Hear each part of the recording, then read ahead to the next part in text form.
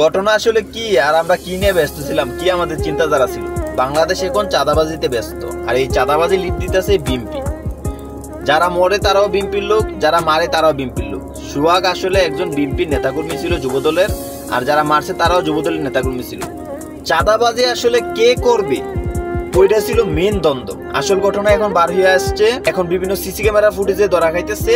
সোহাগ আসলে আগে তাদের হিট করে দোকানের ভিতরে, সোহাগ তার দলপল নিয়ে আইসা দোকানের ভিতরে হিট করে ওদেরকে যারা মারছে এখন তাদেরকে হিট করে, তারপরেই তারা সোহাগকে হিট করে এক পর্যায়ে মেরে ফেলে, তারপরে রাস্তায় না মারে ভিডিও ফুটেজ ধারণ করে বিভিন্ন কিছু কিচ্ছা কাহিনী। এখন ঘটনা আসলে মেন ঘটনা হইলো চাঁদাবাজি, আর চাঁদাবাজিটা কে করতেছে?